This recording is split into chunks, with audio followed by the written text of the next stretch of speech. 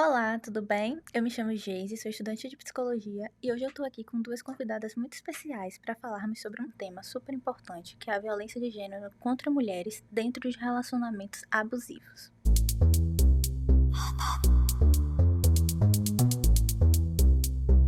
Bom, seja bem-vinda Lorena, seja bem-vinda Fabiana.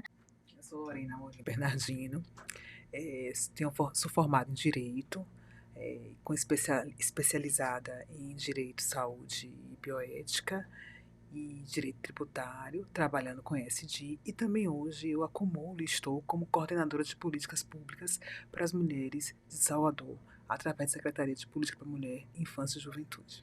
Olá, Geise. Eu sou Fabiana Piton, sou psicóloga, mestre em família na Sociedade Contemporânea, analista junguiana pela International Association for Analytical Psychology e Associação Junguiana do Brasil. E o meu tema de aprofundamento e trabalho, além da psicologia clínica e na psicologia clínica, é justamente o entendimento dos relacionamentos abusivos, a violência contra a mulher e questões relacionadas a gênero. Bom, meninas, eu vou começar já iniciando uma pergunta para vocês. O que exatamente caracteriza uma relação abusiva, uma relação de violência, de uma discussão, de um conflito conjugal normal? A grosso modo, uma relação abusiva é aquela em que se ultrapassa os limites do respeito, né, em relação ao outro. É uma relação baseada em domínio, controle e poder, né? Então, a diferença de um relacionamento normal, eu diria que está na ausência, provavelmente, de mecanismos manipulatórios na hora em que vai se tentar esse ajuste. Se por um lado você tem um relacionamento normal em que houve, digamos assim, algum tipo de desacordo e o casal discute, briga, entra no consenso, ok. Mas no relacionamento abusivo, muitas vezes a própria briga é provocada para, inclusive, minar as energias do outro, né? Já que a gente está falando de mulher, no caso da mulher. Queria aproveitar que você trouxe esse aspecto do relacionamento abusivo e o que a gente vem observando e pelas experiências também. Como é que você entende de que a cultura, né, patriarcal tem influencia nessas questões dentro de um relacionamento de abusividade?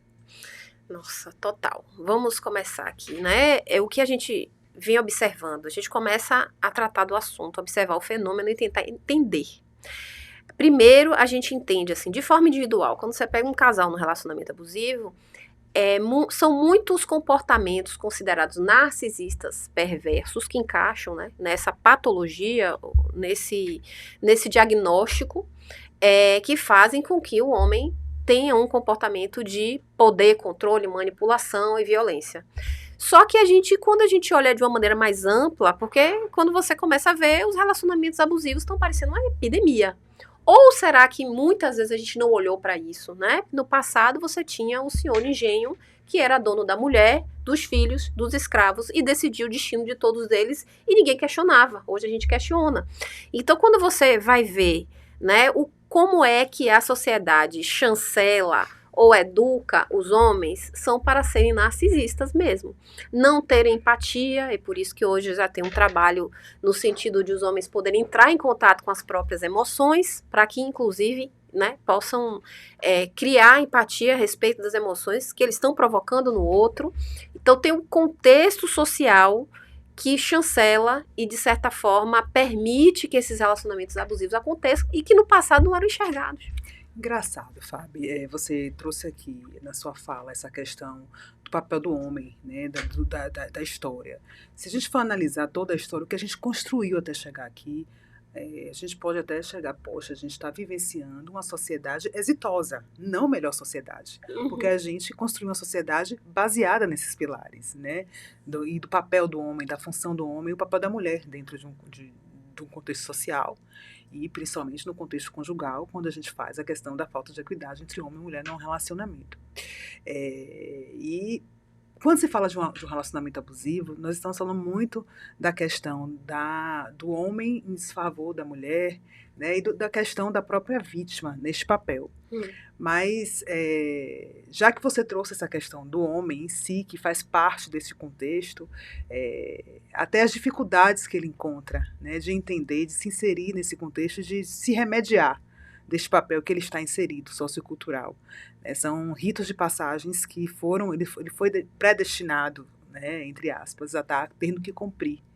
E desfazer esses ritos de passagem dentro da psique do homem e da cultura machista é algo muito sério que a gente tem que enfrentar. Você concorda comigo? Completamente, né? Quando a gente pensa em combate à violência, a gente tem que pensar na forma como meninos e meninas são criados, né? As meninas são criadas para serem aprovadas. Então, isso é gravíssimo, porque é como se, na ânsia de ser aprovada por um homem qualquer, um homem, como eu estava falando, ele não escolhe, ela não escolhe, ela tem que ser escolhida. Ela vai se submeter a tudo e ele vai manipular, né, para poder, aproveitando que essa mulher está, digamos assim, entregue a ele. Por outro lado, ensina-se aos homens, primeiro, não pode chorar, ou não entre em contato com as suas emoções, seja um conquistador, não deixe ninguém te sobrepor. É sempre uma cultura do poder, né? Um homem também tem que se sobrepor ao outro, e aquele homem que se submete, ele é inclusive feminilizado. É uma sociedade em que tudo que é feminino é tido como algo desvalorizado, algo indesejável. E há uma necessidade da gente trazer, ou até discutir, que valores femininos são esses. Porque eu costumo dizer, o feminino que conhecemos hoje é o feminino que o patriarcado atribui. Né? O lugar da sensibilidade, o lugar do cuidado, que na verdade é um trabalho, né, no passado, numa análise histórica mais robusta, né, como a historiadora Gerda Lerner nos fala, foi uma escravização do trabalho de cuidado. E aí os homens, eles vão exercer poder na guerra, né, sobrepujando outros povos, sobrepujando inclusive a mulher dentro da família, muitas vezes aquele que não consegue, ou do trabalho, por exemplo, não consegue ter um papel de poder, mas em casa ele vai exercer toda a violência que ele não consegue colocar no trabalho, na vida, enfim, na vida social, etc. Acho que são várias questões aqui, por enquanto estão vindo essas à mente. Então, assim, é bem claro que é uma questão mesmo do masculino e feminino, né? A questão há esse conflito mesmo social. Eu vou trazer aqui algumas questões que são questionadas, porque quando a gente, até em outros relacionamentos não heterossexuais entre o homem e a mulher, mas relacionamentos homoafetivos, até essa questão do feminino, ele é sim discriminado. Exatamente. Também, né? Então, essa dinâmica persiste em casais LGBT que é APN+. Exatamente, exatamente. E aí eu fico me questionando de que forma essa cultura cis heteropatriarcal ela acaba influenciando as mulheres que estão dentro de relacionamentos abusivos, assim. Não só nos relacionamentos abusivos, em qualquer relacionamento, né? Primeiro, nós somos criadas achando que o casamento é a melhor coisa que pode acontecer nas nossas vidas. Aí eu vou sobrepondo outros autores, pesquisadores que valem a pena ser mencionados, como a Valesca Zanello, que vai falar, somos criadas sob o dispositivo amoroso. A mulher, ela só vai ter valor se ela estiver ligada a um homem. Sim. Antes disso, né, na história do patriarcado, a consolidação do patriarcado, essa mulher foi primeiro inferiorizada, tida também muitas vezes desumanizada. Não, ela não é pessoa. Eu vi uma frase que ficou muito forte na minha cabeça, né, dizendo assim, que a grande ideia, a grande audácia do feminismo é achar que uma mulher é uma pessoa. A gente cresce achando que é pessoa, né? E depois a gente descobre que não é tratado como pessoa. Mas, enfim, primeiro, dispositivo amoroso. A gente tem sempre que estar ligado para alguém. E depois se romantiza a ideia de que estar em casa, ser mãe. Aí vem o dispositivo materno. Temos que ser mães. Então, é muito mais do que ser mãe. É incorporar digamos assim, a tarefa de cuidado para si. E muitas mulheres terão, digamos assim, verdadeiros maridos, filhos para cuidar, né? Enquanto as mulheres estão fazendo todas as tarefas de cuidado, o homem Tá lá no mundo, no dispositivo da eficácia. Eu faço, eu aconteço, né? E a mulher é negado muitas vezes esse direito, claro, né? A situação já melhorou bastante, mas ainda temos situações em que um casal, o marido fala, não trabalhe, cuide das crianças que eu cuido de tudo. Parece um acordo legal se realmente ele fosse real, mas na hora que as coisas desandam, principalmente porque essa mulher, ela abre mão de quem ela é, das potencialidades dela, da própria inteligência dela, né, que muitas vezes é pouco olhada. É interessante também um outro comentário de essa semana, até um homem comentando, né, qual é a referência de um homem de atriz, de ator, vai ser um homem, de músico, vai ser um homem, sei lá, de empresariado, vai ser um homem. E enquanto existem várias referências maravilhosas, ele fala assim, atriz, Fernanda Torres, ou Fernanda Montenegro, né, cantora, eu acho a Beyoncé, mas normalmente a gente se cultua, né, mas os homens como aqueles que são os eficazes, as mulheres não. E aí, quando a coisa desanda, porque realmente essa mulher deixa de ser quem ela é, e ele vai, e talvez fosse aquilo que encantasse esse homem, né, no relacionamento, o casamento acaba, e como vão ficar as coisas? Na vara de família, provavelmente, ela é preguiçosa, ela tem condições de trabalhar completamente, eu não tenho que dar um valor a mais de pensão, porque ela pode trabalhar, ou então ela tem a mesma profissão que eu, mas imagina, 2 médicos, um teve todo um tempo para trabalhar e ela ficou cuidando de 3 filhos, cada um em uma fase, e cuidando, assim, de levar para a atividade da escola, extracurricular, quer dizer, ela realmente foi o esteio para que essas crianças pudessem se tornar adultos extremamente bem informados.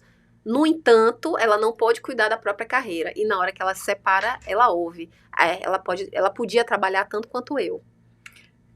É a perversa, nós convivemos hoje com uma questão, a mulher que edifica a casa, né? Quem nunca ouviu isso? Nós recebemos a culpa quase que por completo quando há um insucesso dentro de uma relação, dentro de um casamento. Porque o papel da mulher é edificar a casa. E edificar a casa é manter um relacionamento saudável, sem considerar essas outras questões que a gente está trazendo aqui. O que eu achei importante na sua fala, Fábio, é que só em nascermos mulheres, a gente com pouca idade, acho que com ainda criança, a gente consegue perceber a diferenciação cultural e social do homem. De que é como se o nosso coleguinha menino ele tivesse um pouco mais de capacidade e privilégios do que a gente. Isso é incrível, como é perceptível desde ter idade entre nós. Você trouxe Valesca Zanello, de que eu sou apaixonada, você falou dos dispositivos amorosos que ela traz em seus textos, e eu queria que você falasse um pouco mais, porque essa questão do dispositivo amoroso na relação em mulher, ok, a gente sabe, você trouxe aqui, mas o quanto isso influencia também a relação de mulher com mulher. Como muitas mulheres vivem numa competição desenfreada para estar no topo de uma prateleira, para poder, inclusive, resguardar, ou, inclusive, preencher essa cultura que nós estamos aqui discutindo e que nós vivenciamos ainda hoje. Então, são os 3, eu falei aqui, do amoroso, do materno, da eficácia, são dispositivos de subjetivação. Especialmente em relação a gênero. E no que diz respeito ao dispositivo amoroso, o que você trouxe é a questão da competição entre mulheres.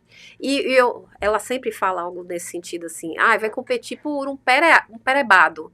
Muitas vezes a mulher está com uma formação assim, incrível. A nós também nos é exigido, digamos assim, pensem só o quanto de tempo que a gente perde para nos fantasiarmos de mulher, né? Unha, cabelo, enfim, malhação, procedimentos dermatológicos, etc. E os homens não. A gente já tá bem atrás nessa corrida da eficácia, porque a gente perde tempo com isso. E aí vem, pra quê? Pra competir com outra mulher, muitas vezes por um homem, para não ficar sozinha, não é exatamente aquele homem. Ou para ser escolhida por aquele homem, né? Não interessa que homem é esse. E por ser escolhida, então, você está no topo da prateleira, né? E vai... mas que nem sempre é. Que não é favorável, porque mais cedo ou mais tarde, ela deixa bem claro, né? Qual é o o modelo da prateleira no sentido da ideia do marketing do supermercado, que quem fica no lugar mais visível, né, das prateleiras está mais favorecido a ser escolhido. Quem é que está neste lugar favorecido? A mulher branca, magra, loura, rica, né? E ela logo frisa, né? Essa mulher, ela vai se desfavorecer porque a idade vai chegar e velha não tá favorecida, né? Então, temos tem as questões raciais também que ela aborda. Enfim. Interseccionalidade, né? Que aí acaba adentrando e também trazendo, é muito interagindo. triste, né? Quando ela fala, por exemplo, que num grupo de WhatsApp o estereótipo das mulheres mulatas são as sexualizadas. As negras são aquelas para o trabalho, para serem servis. Por outro lado, as brancas são para casar, mas até que ponto também é um privilégio? Muitos fazem também a cisão, né? Aquela antiga cisão. A santa, desculpa o termo, posso falar aqui? A puta? A santa e a puta? Fica à vontade. Pois é. E a gente consegue entender, pela fala de vocês duas, que quando a gente tá nessa competição, a eficácia que a gente, muitas vezes, eu falo nós mulheres, a gente tem que ter dentro da nossa sociedade, a gente está perpassando por tantas outras questões que a gente precisa cuidar de casa, maternidade, família, tentar manter esse casamento, que muitas vezes não é um bom casamento, mas a gente está tentando manter, para não voltarmos a sermos vistas como aquelas que não foram escolhidas, aquelas que foram abandonadas. E aí eu fico me questionando muito no que sentido as mulheres brancas também, quando a gente pensa nesses marcadores sociais, em que sentido é tão positivo ser escolhida por ser branca, sabe? Porque a gente vê tantos outros casos, e aí vou citar, de pessoas famosas que são mulheres brancas que estão em casamentos, mas que esses casamentos estão fazendo com que elas sejam colocadas em papéis que muitas vezes a sociedade está julgando elas. Pelo papel que ela está, o papel de traição, o papel delas serem humilhadas. E a gente está vendo isso e ainda assim tem essa competitividade porque a sociedade coloca nós mulheres para competirmos, né? Como é que vocês conseguem enxergar isso? É muito interessante você trazer isso, Geise, porque você vê mulheres consideradas assim no padrão, belíssimas, em relacionamento abusivos, sofrendo traição, e fala assim, que privilégio é esse? Né, que inventaram que a mulher também teria para estar numa situação melhor. Não, ela não está também numa situação melhor. Ela, inclusive, eu que acompanho outras questões, né, até traria uma situação seguinte. A gente sabe que a maior parte da classe alta brasileira, ela é branca, né? Num relacionamento abusivo, as mulheres negras vão sofrer múltiplas violências. Eu acho que elas são os maiores alvos de feminicídio.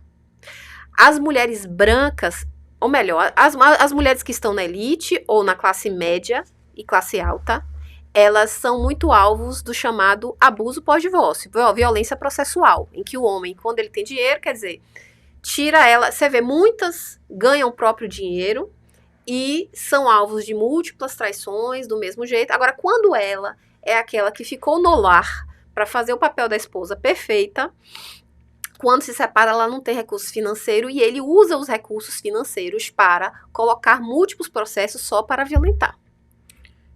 Na verdade, o que você trouxe aí, Geise, complementa muito o que a gente vem discutindo, Fabiana.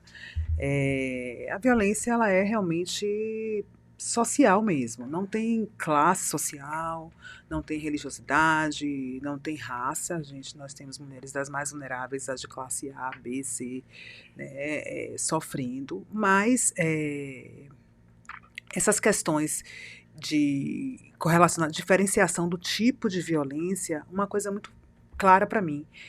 A violência emocional, Fabiana foi muito correta, assertiva, quando a questão do feminicídio está mais correlacionada às mulheres negras, né, e mais vulneráveis. Não que as outras não ocorra, sejam, mas não que não maioria, ocorra, né? E vice-versa, claro, né? Como eu trouxe aqui. Mas quando a gente fala de violência psicológica, né, ela vem aliada a todas as demais violências, mas principalmente nessas mulheres aqui que você trouxe aqui, né, e está conversando.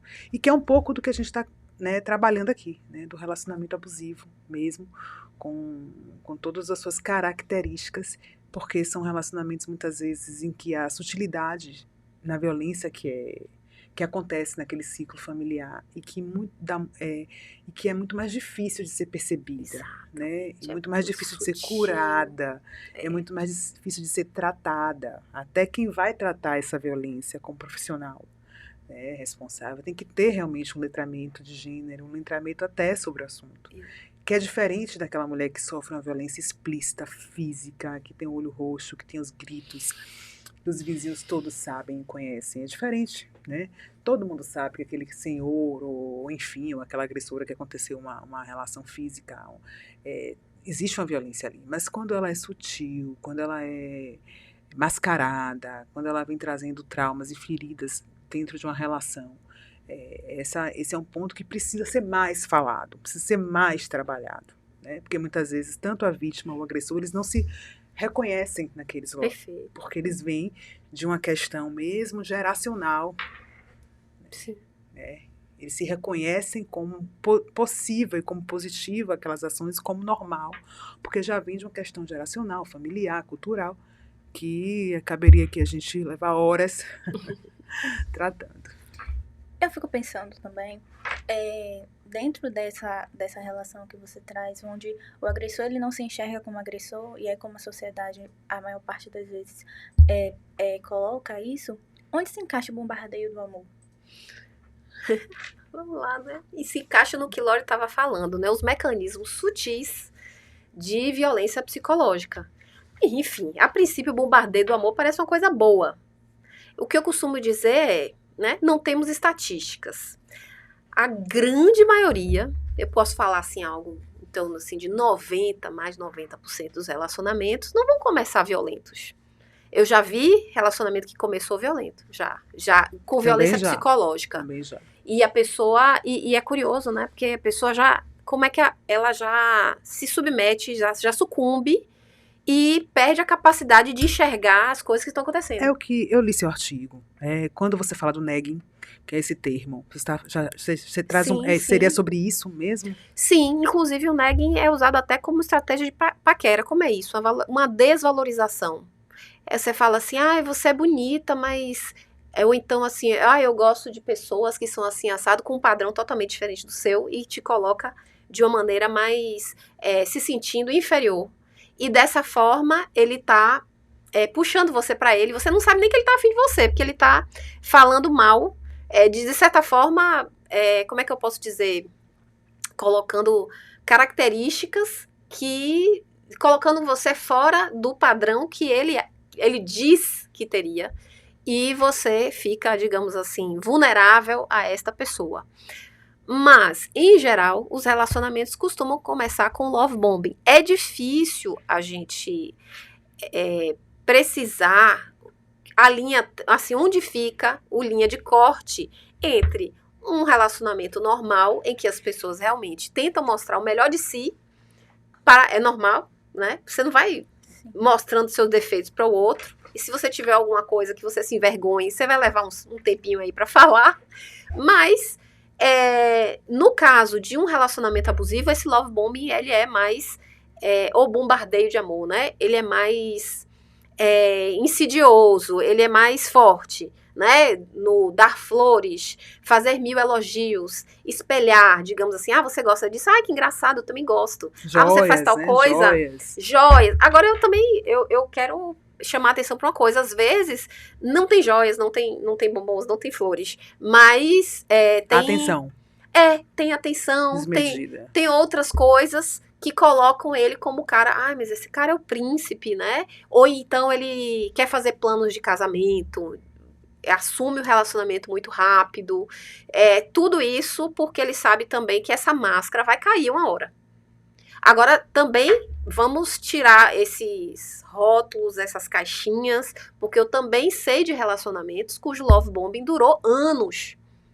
E só quando, por exemplo, você tem o caso da Maria da Penha.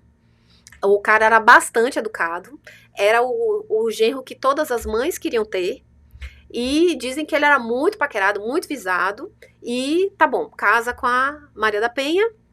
Quando ele tem filhos com ela, se não me engano, que aí ele era colombiano, que a estadia dele tá garantida, aí ele se revela. Né? Então, pode demorar muitos anos. Ela pode ser descartada. Ela já não mais, eu não preciso mais alimentar. Só que você vê, né? Ele podia descartar, acabar o relacionamento, mas não foi isso que ele fez. Ele descartou, ele queria descartar literalmente isso matando. Emparelha, isso faz um tchuque assim, na cabeça dessas mulheres que passam por isso, né? E como é que ela consegue como é esse processo de uma mulher que sofre esse tipo de abuso? Ela consegue realmente se entender e entender de que está numa dinâmica dessa tão Vamos lá, né? manipulativa. É difícil porque o love bombing justamente vai criar a conexão, vai criar confiança no outro. Então, quando essa confiança está estabelecida e ele começa a agir de maneira não muito legal, ela fica com a imagem do cara legal que estava no início do relacionamento. Então, acontece o que a gente chama de dissonância cognitiva. Bem, esse cara sempre foi legal. Esse cara fez uma coisa que não tão legal. Vou ficar com o quê? E aí é uma acomodação cognitiva a essa situação, né? Entre um e outro. Claro que é melhor para a mulher pensar, já que ela precisa estar com alguém, temos o dispositivo amoroso aí, que o cara legal, ele só fez uma coisa que não foi legal. Ou então, as coisas vão aumentando a frequência e aí ela continua se questionando, né? Ela vai tentando fazer este homem voltar ao que era antes, sem entender que aquele não era o homem dela. Era apenas a máscara que ele usou para poder chegar lá, né? Então, a gente diz que há um rebaixamento da consciência. É muito difícil da mulher identificar o abuso. Pode levar anos depois até, inclusive, de um fim de um relacionamento para enxergar, ou nunca, passar a vida toda sem enxergar o abuso. A gente vê situações, inclusive, de mulheres na chamada síndrome de Estocolmo, né, em que ela já está num relacionamento extremamente abusivo e ela ainda defende o agressor. Sim. E como é que essa identificação com o agressor, ela pode alterar a percepção dessa mulher sobre ela mesma? Porque aí a gente consegue entender que tem uma identificação com o agressor no sentido de que ela está comparando, colocando na balança atitudes que ele teve no início do relacionamento ou durante certo período do relacionamento, que foram atitudes muito positivas. Sim. Atitude amorosa, de ser muito educado, da própria família, muitas vezes, gostar e validar esse relacionamento, porque é importante essa validação. Sim. E aí ele se transforma. E aí ela começa também a se questionar, será que fiz algo? Começa a se identificar. Como é que isso acaba atingindo a percepção mas dela? É assim mesmo, Geise. A mulher, em vez de julgar o comportamento do homem, ela começa a se questionar. O que é que eu fiz? A mulher quer dificular, que é responsável pelo relacionamento, que se der fracasso a culpa é dela, né? Ela começa a pensar, o que é que eu fiz de errado para ele me tratar dessa forma? Então isso vai fazendo com que ela assuma a perspectiva de realidade do agressor. Ela começa a rondar o agressor psiquicamente, pensando assim, o que é que eu posso fazer para este homem não me agredir, ou para eu agradar este homem e as coisas voltarem a ser como era antes. Essa é, inclusive, um mecanismo da síndrome de Estocolmo. Então, ela, inclusive, vai continuar olhando esse cara como... O pior de tudo ela vai ver esse cara como um cara legal, muito ainda o príncipe, e o problema tá é com ela. Ainda tem um porém, né? Ele acaba que vira uma manipulação ao ponto de que nunca vai existir a regra. Ela nunca vai chegar no ponto final, na reta final. Porque as regras elas vão mudar a qualquer momento. Porque ele não quer que ela chegue. Ela quer que ela esteja nesse lugar. Ela quer que a mulher esteja sempre, ele quer que ela esteja sempre nesse lugar. Então ela fica cada vez mais nesta ilusão de que ela vai conseguir, né, preencher, né, essas questões de um vazio que não é dela, de uma questão que não é dela, que está completamente intrínseca no manipulador, né, dentro daquela relação abusiva. Porque a gente está falando muito do homem aqui, né, mas é bom a gente chamar a atenção que em relacionamentos também pode acontecer Sim. de forma contrária, né, ser a mulher que faz a manipulação do relacionamento. E eu acho que começa a enveredar por um caminho de competitividade, de agressividade, e é o que a gente vai chegar até no abuso reativo, né? A mulher, ela começa também a ter ações, né? O que a vítima... Aí ela se culpa porque ela acha que ela que foi abusiva, sem entender que, na verdade, foi uma reação ao abuso dele. Sim. Ou até não entender. Mas foi interessante o que você trouxe, muito importante mesmo, né? Essa coisa de você ficar se perguntando o que é que eu fiz, ficar rondando, e ele agora manipula. Agora eu quero ele isso, tá na minha agora mão. Eu não quero isso. Você é isso, você é aquilo. Você trouxe acusa, distorce os fatos, aí a gente vai entrando no gaslight, do gaslight, né? E você acredita que neste contexto, nesta relação abusiva, há a questão da inveja, uma inveja do abusador em relação ao abusado? Vamos falar do transtorno de personalidade narcisista, Sim. Perverso para os, digamos assim, num esquema mais do senso comum, mas dentro da psicologia junguiana a gente chama narcisista alfa. Essa característica do ter o vazio e da inveja, da competitividade, é típica de uma personalidade narcisista. A perversidade dentro da personalidade narcisista é que vai determinar o que é que ele vai fazer com o outro, inclusive a falta de empatia, né, com o outro. Não necessariamente uma pessoa narcisista ela é perversa, mas no tipo perverso, ela vai utilizar todos esses mecanismos manipulatórios, inclusive se ela encontrar, eu acho que uma mulher não consegue entender que ela pode ser alvo de inveja do outro. Imagina, eu que estou me sentindo aqui a culpada, não consigo fazer nada direito. Esse homem está me invejando? Inveja. Inveja é a alegria que você tem, a mínima alegria que você tem na vida, porque os sentimentos bons, as emoções boas, ele não tem, ele só tem os ruins. É este o vazio que Lorena falou, que um narcisista tenta preencher, mas não consegue. Então, por outro lado, também ele não entra em contato consigo e todas as suas frustrações são jogadas para o outro como se fosse um saco de batata. A escolhida, né? Que ele escolheu naquele momento para poder... Para poder acabar com a raça, coitada, né? É aí que ocorre, então, essa tentativa de tentar minar... Ela acha que ela é escolhida, mas as ela características dessa mulher, né? Essa mulher tem ali todos os seus potenciais, tem sua carreira, tem seus desejos. E aí, esse homem, esse agressor ou agressora tenta minar essas características tão positivas que Exato. aquela pessoa acho que a gente pode carrega. Colocar aqui de uma maneira bem didática, né? Das características típicas de um homem narcisista, que é a maior incidência dos homens agressores no relacionamento abusivo. A inveja, a competitividade, a manipulação, este vazio que não se completa com nada. O que mais, Fabiana? Eu acho que podem vir outras questões também.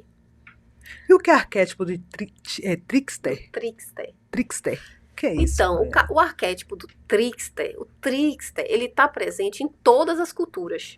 E o trickster é aquele, eu acho que eu diria assim, é mais fácil falar do Hermes, da mitologia grega, que é o do comércio, ele é do inconsciente, ele é o trapaceiro também.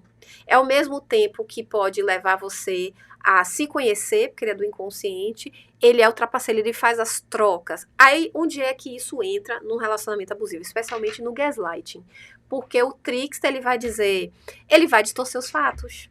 Né? Tem um aspecto, digamos assim, mais grosseiro, e que existe, por incrível que pareça, existe. O nome gaslighting, ele foi inspirado numa peça em que gaslighting é luz de candeeiro, né? Sim. Em que o marido ele estava interessado no dinheiro dela e ele ia diminuindo a luz de candeeiro. A mulher dizia, mas a luz está apagando. Não, impressão sua. No filme Gaslight, que vocês acham no YouTube, aí vocês vão encontrar assim, ele pega as joias ou pega alguma coisa, esconde e diz que foi ela que escondeu. E ela começa a duvidar da própria capacidade de percepção. Isso é muito característica do trickster. A primeira vez que eu tive encontro com esse termo, do significado, não foi nem através do filme Gaslight, foi através de um livro. Papel de parede amarelo, ou parede amarela, algo assim do tipo, eu não me lembro, que também é um papel de parede que ele ia desbotando, já tem muitos anos que eu li, e ela questionava, tá desbotado, e o marido dizia, não tá desbotado, ele é amarelo, e ela olhava, e isso ela ia entristecendo, ela ia adoecendo, até realmente ela ser considerada, né, e tratada socialmente como uma pessoa com alguns distúrbios, a louca. Agora, por que isso acontece? Porque ela entregou o crivo de realidade a ele. A gente cresceu acreditando que encontraremos um homem salvador e O protetor. príncipe encantado no cavalo branco. E por isso a gente confia nele, por isso a gente entrega, acho que da mesma forma paternal, aí tem uma questão das mulheres também, né, de se emanciparem, paternal no sentido dele vai dizer o que é certo e errado pra mim, a gente coloca e dá esse poder pra este homem dizer o que é certo e errado pra gente. Quais os impactos, assim, psicológicos que viver dentro de uma relação abusiva acaba gerando nessas mulheres? Bem, para começar, muita ansiedade, depressão, distúrbios psicossomáticos, principalmente, é muito visto fibromialgia. Doenças autoimunes, elas Doenças começam a ter autoimunes, doenças autoimunes. exatamente. O transtorno de estresse pós-traumático. Então, ela fica em hipervigilância para saber o que vai acontecer, tentando evitar alguma coisa.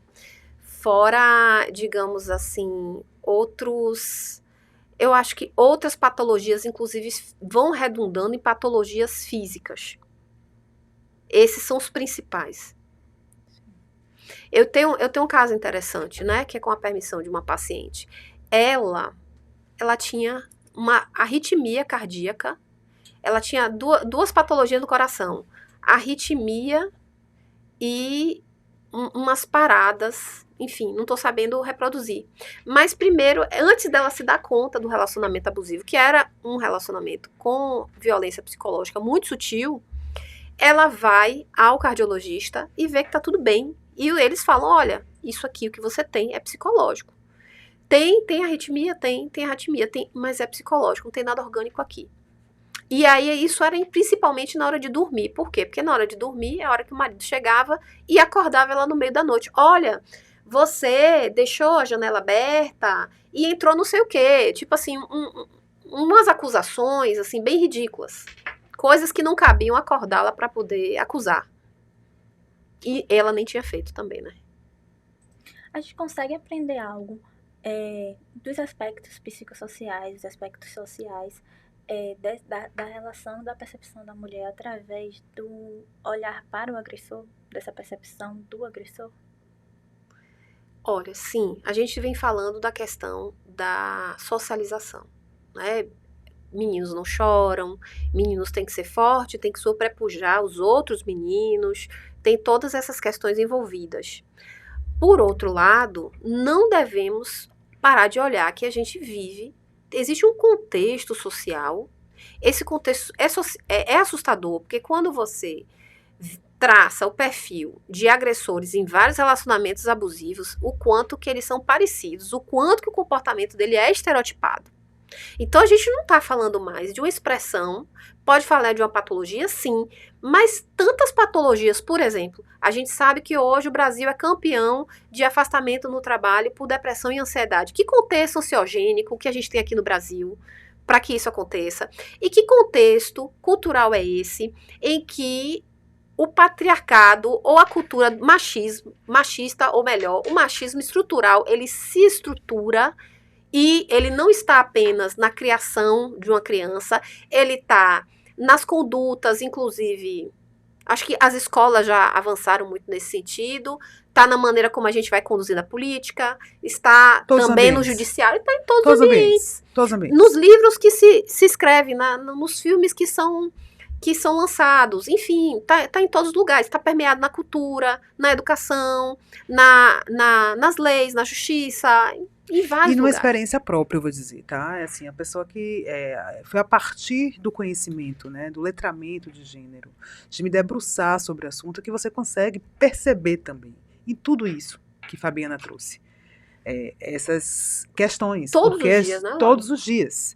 Enquanto você não se debruça, você passa a entender, estudar um pouco sobre o tema, você muitas vezes perpassa por situações que tem esse viés mesmo, machista, enfim, e não se dá conta, né? Mesmo sendo mulher, mesmo sendo a parte menos beneficiada nessa cultura que a gente tem aqui hoje. Vamos lá, né? Muitas de nós todos nós quase praticamente, né? Está nas redes sociais. E notícias, a maneira como essas notícias são colocadas, como elas são julgadas, é que é o maior sinal Sim, a disso gente aí. tratou sobre isso, inclusive, esses dias, não foi? Porque essas situações, como são tratadas ainda assim nas redes sociais, a gente encontra muita coisa boa na rede social, mas a gente consegue entender também a forma como as pessoas julgam questões muito sérias que são colocadas ali, mas com um olhar completamente enviesado, e muitas vezes até para justificar o seu próprio inferno pessoal. Porque quando a gente fala de relacionamento abusivo, a gente está falando dos infernos pessoais de cada um partícipe naquela relação, né?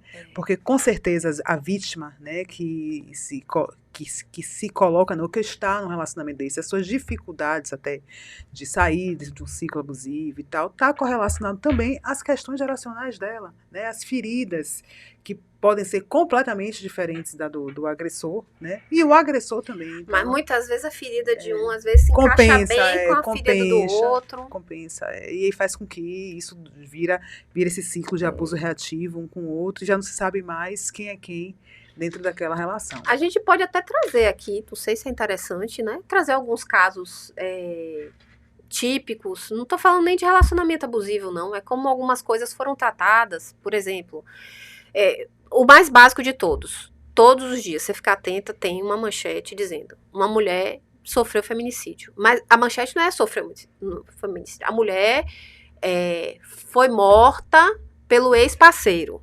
Aí aparece a imagem dela. Dele não. Sim, é dela que... Ela foi morta. Quem matou, ela foi morta. Foi morta. Aparece morta, o suspeito é o companheiro, o ex-companheiro. O companheiro, assim, ela já estava para sair do ciclo abusivo, e como ele não aceita, você não tem chance de existir. Então eu te mato, né? Mas os jornalistas sempre colocavam uma manchete, hoje até melhorou um pouco mais. Ele não aceitou o fim do relacionamento. Eu ficava tão revoltada. Como é isso? A mulher não tem... Ele não aceitou, então mata. É isso mesmo, né? Não havia nenhuma questão de crítica em relação a isso, né? Outra situação interessante, né? Porque voltou à tona recentemente, a história do DJ Ives, que estão desconfiados que a ex-mulher teria voltado para ele, e que ao mesmo tempo a justiça teria aumentado a pena de 3 para 8 meses. Primeiro ela divulga os vídeos em que ele está agredindo ela com o bebê no colo, e depois ele divulga um vídeo em que ela está tentando se matar, se jogar da janela. E aí algumas pessoas chegam para mim: olha, Fabiana, isso aqui, que não sei quem é o mais louco. Os dois, eu falo, eu sei. É ele que enlouquece ela. E aí, como é que isso é enxergado? É enxergado como, não, é uma questão de opinião, é ele, é ela, né? Tem os outros casos. Então, Fábio, é fundamental, né, de que até quem vai trabalhar na parte psicológica, né, nesses casos, com vítimas ou com agressores, que tem um letramento realmente senão de você gênero. não acolhe Você não essa consegue, pessoa, não consegue e acolher, essa pessoa, né, não consegue, inclusive, superar o relacionamento abusivo. Você até é revitimizada, né, dentro de um contexto de Fora terapia. Que você não vai ajudar, né? Ela vai ter uma tendência a voltar para esse relacionamento abusivo. Provavelmente, no mínimo, umas 7 vezes. Dizem que a média é essa. Mas se ela tiver um bom apoio de uma rede de apoio adequada e um suporte adequado psicológico, ela vai poder, felizmente, sair desse relacionamento. Vai demorar a cair a ficha de por que não, por que ele não me quis, por que ficou assim, o que foi que eu fiz. Ainda vai demorar, mas um suporte vai ajudá-la a se fortalecer e se desidentificar, não exatamente do agressor, mas eu digo que é um amante demoníaco que tem dentro dela, que é incorporado na psique dela e que fica rondando, né, falando o que ela deve fazer, não deve fazer, para ele não fazer nada de errado, ou para poder agradá-lo, etc. E na prática, Fábio, assim, a gente muito fala da pedra cinza. Boa. O que você tem de estratégia? Assim, o que você pode dividir conosco de estratégia? Eu posso falar de pedra cinza e contato zero. É interessante, porque são 2 recursos da psicologia comportamental e que são muito utilizados nesses casos, né? O que é? Primeiro, contato zero. Acabou um relacionamento, acho que vale até para um relacionamento saudável, que a pessoa não consegue esquecer, né? Não olhar rede social, corta contato, em vez de ficar conversando e tal. Mas no relacionamento abusivo isso é mais importante ainda, porque no comportamento típico abusivo, ele vai fazer o chamado hoovering, que é o boomerang, tentar trazer de volta. Ele, por mais que ele seja abusivo, um ciclo da violência, ele começa com love bombing. E aí ele vai escalando a violência até o ponto que ela não suporta e rompe. Aí depois dá-se um tempo variável para cada relacionamento para começar de novo. Aí ele vai lá reconquistar ela, fazendo love bomb de novo, né? E a tendência é ela ser conquistada e agredida. Ser conquistada, agredida até o ponto de não suportar. Né? Então, você tem toda esta dinâmica em que a gente precisa mesmo dar esse suporte para essa pessoa, como é que eu posso dizer? Eu acho que eu já me perdi um pouquinho na que ela possa superar, né? Ela consiga sim, eu tava superar. falando de contato zero. O contato zero é fundamental para que, primeiro, né, a gente, veja só, a gente tem uns estudos mais atuais que mostram que as mulheres apresentam a síndrome de Estocolmo. A síndrome de Estocolmo vem através de uns estudos sobre assalto a banco, em que se fazia refém, e a polícia via que depois que os reféns eram libertados, eles não conseguiam os depoimentos porque eles defendiam o raptor. E ela tende a defender o raptor, né? Então, o contato zero é importante até para ela não ficar sob essa influência. Senão, ele suga ela de volta para o relacionamento. Não só isso, porque pode ser até que ela já não queira mais esse relacionamento e, estando com o contato de canal aberto, ela vai continuar sendo agredida por ele. Algumas mulheres ingenuamente acham que não, vamos ser amigos, aquele discurso, gente, para relacionamento abusivo, esse discurso não cola. É contato zero. O que acontece é que, às vezes, a mulher se separa no relacionamento e tem filhos com o agressor. É isso que eu ia te Ela perguntar. não pode manter contato zero, porque senão ela é taxada de alienadora e ela pode perder a guarda dos filhos por conta disso. Então ela tem que fazer o chamado pedra cinza. O que é isso, né? É tentar enxergar o companheiro como uma pedra cinza. O que é uma pedra cinza? É uma coisa que inerte, que não expressa emoção, que fica mais, digamos assim, Ocultada. me ajudem. Tá ali um pouco Isso, ocultada. Ela vai ter contato por conta dos filhos. Uma pedra cinza aqui no estúdio ninguém ia perceber, Sim, provavelmente. Mas se fosse vermelha, a gente ia ver, né? É como se fizesse com que ele perdesse a esperança, a expectativa de continuar prosperando nos abusos, né? Na verdade, a pedra cinza consiste em você tratar ele com o mínimo de emoção possível. O que acontece nessas comunicações? Você vai tratar de algum assunto da criança, porque é o que precisa, e ele vai lá e faz, pode ser pelo telefone, se ela deixar, o melhor é que não fique por telefone, é melhor que fique por escrito. Ele vai fazer um texto gigante, em que ele não vai responder a pergunta ou a demanda, e vai desqualificar, xingar, acusar, distorcer a realidade, dizer que não fez uma coisa que ele fez, e aí isso vai provocar muita raiva nela.